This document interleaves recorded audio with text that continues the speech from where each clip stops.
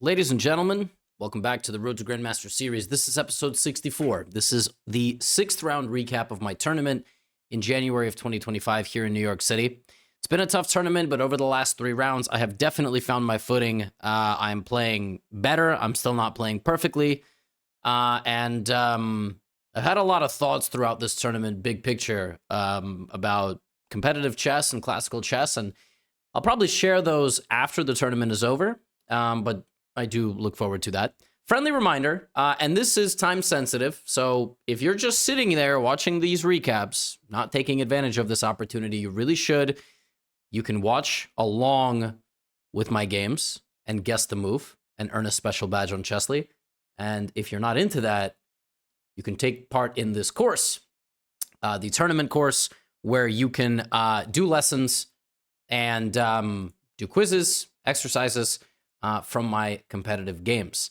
So link is in the description to that. That's very exciting stuff, and I keep promoting it because it's going to be over soon. You're not going to be able to take the secret course. Now, this game, this was a pretty interesting game. So going into this game, and I think I have that right. I think Nicholas is a FIDE master. Going into this game, my opponent's having a very good tournament, by the way. My opponent is user doesn't exist. Okay. My opponent is that was weird. I think that was maybe it's because I added the analysis manually. Anyway, I think my opponent has like 4 points or 3.5 or 3. Like, he's having a pretty good tournament out of 5. And yeah, 3 points. And he's got pretty good openings. Like, he likes to play the Grunfeld. He plays knight f6, g65, that type of stuff. So what I did is I went back to the Trompowsky, which is funny because my last white game, I just played the Trompowsky. So on the one hand, going back to an opening that you literally played in the previous game in a closed tournament when everybody knows who they're playing ahead of time, might not be so smart. But here's something very interesting. So I was sitting in this very chair, because this is where I live. Not this chair, but this apartment. I live here, and this morning, I was looking at Nick's games, and I was like, what is he going to play? Like, will he play d5? Will he play c5? Will he play e6? Obviously, you kind of, knight e4. And I actually predicted he would still go g6. And that's what he did in the game. And all I prepared this morning was takes, and now c4. And, normally the best move here for white is e3. And g3, bishop g2, knight e2, which I've played before. What I've never played before is c4 in this position. And I was like, well, he won't be expecting that. But obviously, it's not really a move you kind of get caught off guard with. And it's a fascinating position. Black can play here, black can play check, black can play b6, and Nick played b6. And this is where it gets really fascinating. I looked at this exact position this morning, not this position, but this position. I looked at this morning because basically I was like, well, what if black goes bishop g7, knight c3, castle, and then e3 and b6, right? Like these types of positions. And what I realized is there are some positions where if black is too slow, I play g3 and now b6 doesn't make any sense because I get my bishop on the g2 square. So it's actually smarter for black to start with b6. And it's kind of interesting. He played into something that I had looked at. And I was like, well, wow, that's, good thing I did. And the point is that if I just play simple knight f3, he equalizes pretty easily. Like, I put my pieces out on normal squares, but he has good control of the center, and this is maybe not so desirable for white. But knight e2 is actually very clever because the knight goes to f4, and now g2 is protected, which enables me to develop my light squared bishop and castle. Now, obviously, I've never even seen this position in my life. It's already quite rare, and there have been no games that have been played here. So both of us following some engine prep, and he played f5, which obviously is a normal move, and I played bishop e2. And so now I was sitting looking at black's position, and I was like, I don't know what black's next move is, because if black plays d6, I'm going to trade the bishop, and now black has really bad light squares, right? Now, Nick here played c5, which I expected, which is a nice move. Basically, if this is terrible, because now he has very good pressure on a pawn I can't protect. I have to push it, letting his knight come in. And, you know, you would think here with white, you play d5, life is good. No, this is actually very bad. He trades the bishop for the knight, damaging my pawn structure, and then goes here, moves his knight in, and I just have a bad pawn structure. Like, this is not good for me at all. And I realized the best thing for me to do is actually to take on c5. And that grants me permanent access to the d5 square. Now, admittedly, he played all this very fast. Like, he played c5 so fast. And I took it and just castled and was, you know, I was debating here. I spent some time because rook c1, queen d2, and castle all looked good. Or immediately putting a knight on d5. Like, I really just couldn't decide. I was like, okay, I mean, I should castle, although rook c1 also makes sense. And the point is, I was sort of baiting him here into taking this knight and damaging my pawns. But I figured that now he doesn't have the bishop pair. I have a very nice weak square to plant the knight. I have a b file to work with. I was pretty happy. He also didn't seem convinced, and he played knight c6. And so again, here, my first instinct was just play queen d2. It's the most flexible move, because then you're gonna, you know, move your rooks. And then I was thinking, do I want my rook on c1? Do I want that rook on d1? Do I want this rook on e1? Do I want that rook on d1 and this rook on c1? I think it was a famous chess legend. I think it was Tartakower, who said, think for a while about where you want your rooks. Whether, you know, where you want them positioned for the rest of the game. Think, decide. Once you've made a decision, do the opposite. Because, you know, here I was like, okay, queen d2, and I'm going to play rook d1. I'm going to play this rook to d1 and this rook to c1 because I need to support my knight. And then I was like, why is my rook on c1? That doesn't make any sense. The c file is never opening. Why don't I move this rook to d1 and this rook to e1? And here was my logic. I'm going to put my knight on d5. I'm going to play a bishop to f3 or maybe f4. And my e-pawn needs support in the future because I'm going to go down the middle. I didn't know. Ultimately, I spent 5 minutes here. I thought queen d2 was a reasonable move. And he played knight e5. And again, I had a moment here like, should I play bishop f3 to target the knight? And so that there is no knight e5? I didn't know. I was like, he could maybe play bishop a6. I looked at queen a4. And I guess this is comfortable for me because after queen b6, I just put a knight on d5. But yeah, I was like, maybe I could have played bishop f3 here. It would have been kind of reasonable. But I was like, I'm not really worried about his knight going to e5 because he's just blocking his own bishop. And then I just put a knight on d5. And I was like, don't I just have a comfortable position? Like, I'm kind of perplexed what's happening here. I also didn't know what black's next move was. Like, I know my next move. My next move is rook d1, b3. Obviously, I'm just making moves back and forth. Then I maybe play h3. Then I probably play, like, rook e1. And then I play, like, f4 and bishop f3. And I just slowly, like, this is what I wanted. This is what I wanted as a dream position. So I was like, okay, I don't really know what he's going to do. If he takes, of course I'm going to take. I mean, I can take with both, by the way, but I thought knight takes made a lot of sense. And this was my plan when I played knight d5. I was very happy with my position. Here he played queen a5, which I understood. Obviously, he wants to put pressure on the position. My first instinct was, well, he's pinning me, so why don't I just slide out of the way of the pin? Queen c2. Kind of like this move. And then if he plays like rook b8, I mean, b3 doesn't quite work because he might be able to go here and get away with it with some tactics on my rook, but I don't think so. But that's the point. And yeah, then I just play rook d1 and I'm just better. I just have a better position. I thought about that. I ultimately went rook d1. The second I played rook d1, I realized I might have made a mistake because he can actually, in a very counterintuitive manner, now he can take. And the point is that if I take, like he goes here, I don't have anything, so I was going to take with the queen, and then rook b8, I was just going to go back and be like, well, now b3, knight d5. But this is not good enough. This is not good enough. So if he plays like rook d8, b3, knight c6, knight d5, yeah, I'm better, but it's not good enough. I should have played queen c2 in that original position. He played rook b8. Like, the second I played rook d1, I was like, wait a minute, he can take my knight. He can, like, take my knight, force my queen in, because I'm not getting this. But then I went here and was just sitting there wondering,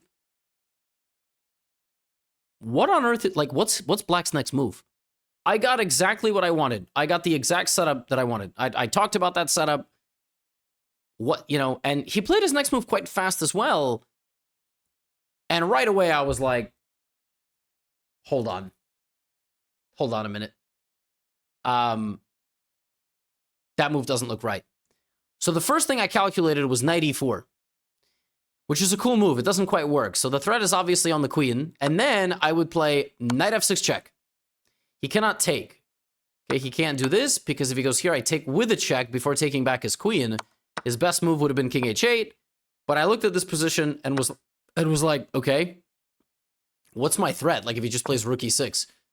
Truth is, I don't have a threat. I have to find f4, which I'm not sure I would have found, at least from a distance. But that was like a cool concept. Then I was like, well, okay, what about knight a4? I'm attacking this pawn. And then if knight a4, I mean, again, it's like, what if knight a4, queen takes, rook takes, the pawn is hanging, d6, knight c7 attacks the rook, and the pawn is hanging, so probably has to move the rook somewhere. If he plays like rook c8, I play knight b5 with a fork on the stuff. But if knight a4, queen d2, rook d2, there's rook c8. So he just plays rook c8 and he has everything protected, which is why I didn't play knight a4, because I was like, this doesn't look that good for me. Computer really loves this position. It really does. It thinks that black is under severe pressure after some like h3, rook d1, knight c3. It really likes this position. It thinks in the long run, the defenses will simply break down.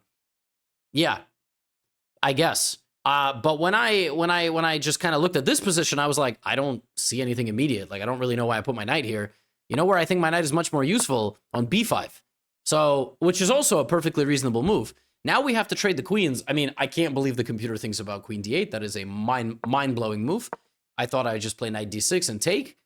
But take, and then here he played bishop d5. He got rid of my knight. And then he went bishop f8. So the move bishop d5 really shocked me.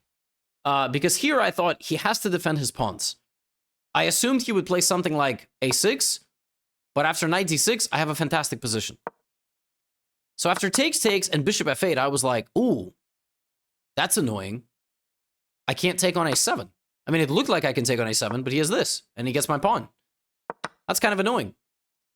So at this point, I was like, all right, the pawn is hanging if I play f4.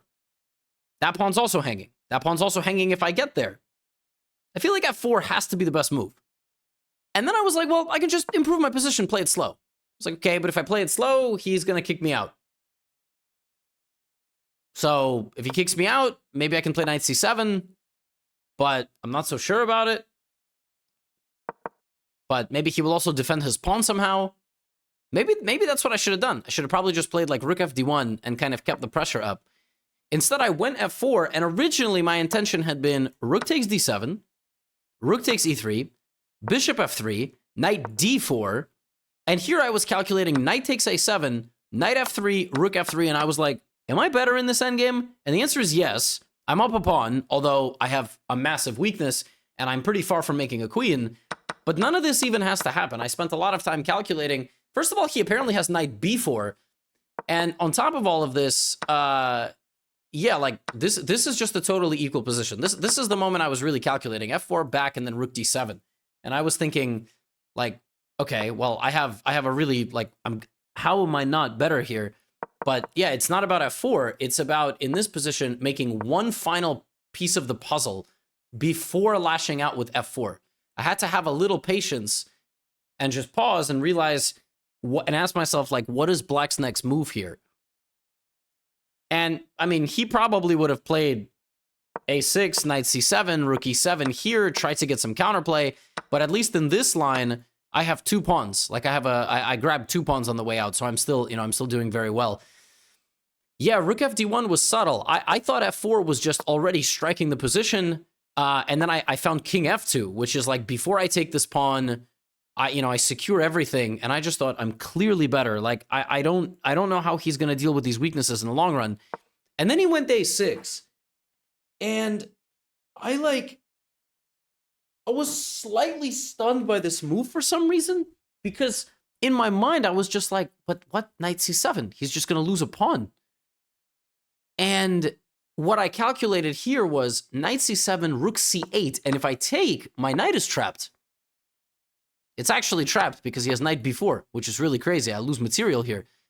But then I thought, oh, wait a minute. Knight c7, rook c8, rook d7, rook b7. It looks like he's winning a knight, but I have this incredible resource, knight e8 and knight d5. And if he takes my rook, I have a fork and I win back the material. So once I saw all of this, I thought, okay, it's just a matter of time. Like his position must fall apart at some point. But what's ironic is it doesn't fall apart, and the best move here is retreating from the position completely, regrouping, and doing this. But I thought about this and was like, I'm sorry, but how am I ever breaking down his position? Like bishop f3, rook c8. How do I get to this pawn? Well, the computer has a very long-term plan. The long-term plan involves the king side. It wants to chop down over here, take. Then it wants to move everybody up slowly. And basically the point is black is pretty passive. And since, oh, I guess this is not a good move, but you know, since black is so passive, I sort of can just make improvements forever and break through.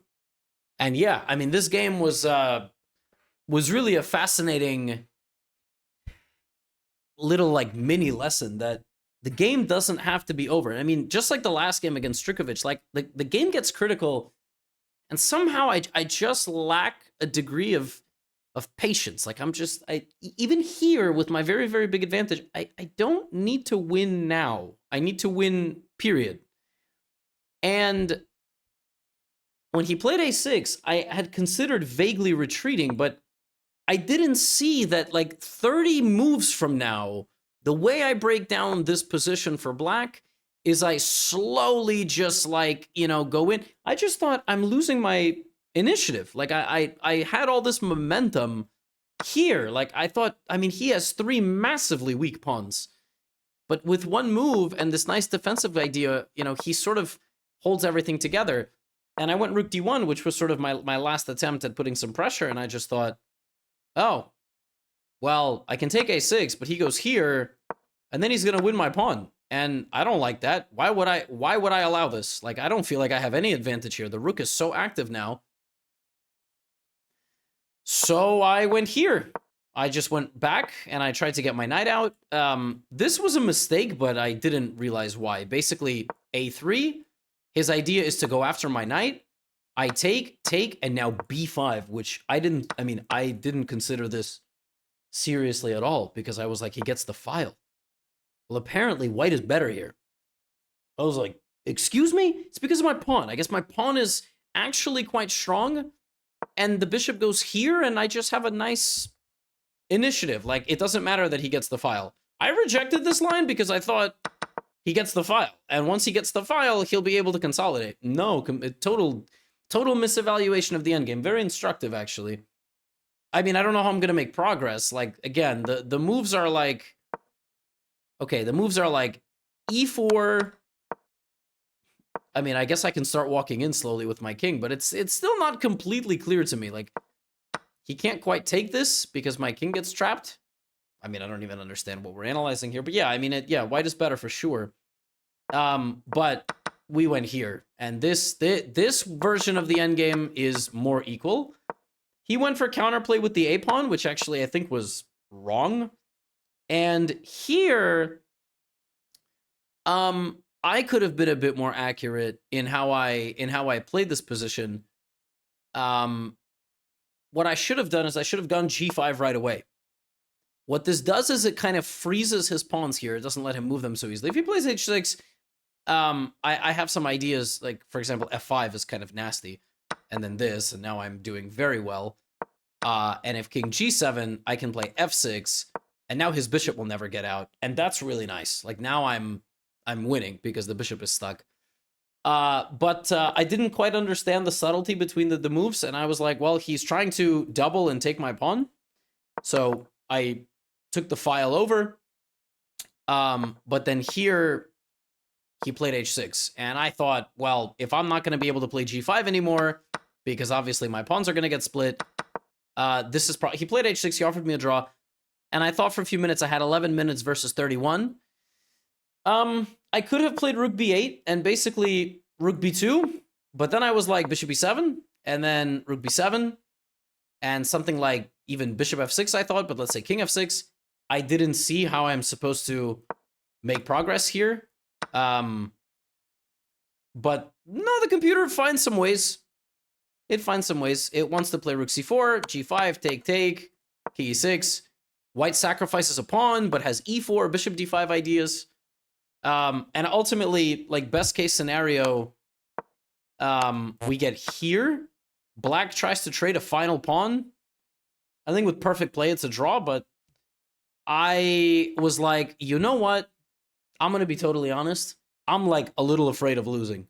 Not like losing this game, but losing in general. I mean, I am mildly like shell-shocked by some of my recent performances and ways of losing the games. And I would love to go all in every game and play for a win, but I kind of don't trust myself right now. You know what I'm saying? Like, and it's easy to sit and observe and be like, well, you have to play for a win. What kind of a GM, wouldn't? Yeah, for sure. I totally get it. You guys are, of course, much better than me, but I'm okay with it. I'm a bit perplexed about the middle game. I thought I was quite happy. It's kind of instructive here that the best move here was to just bring my rook and pause for a moment. I didn't really consider this too seriously. I felt I had a better position, but I gotta tell you, it's tough. Like I'm doing my best, but not playing so great. But I am at peace, and I'm not too stressed. But like I said, I will share thoughts of tournament play and future and stuff like that when the tournament is over. But I have been reflecting quite a bit. Anyway, that's all I have for you today. By the way, all of this stuff you can like I said in the intro, you can go check out on Chessly if you haven't already. Get double XP, study all these like games and some instructive moments. And I will see you all for the round 7 recap. Get out of here.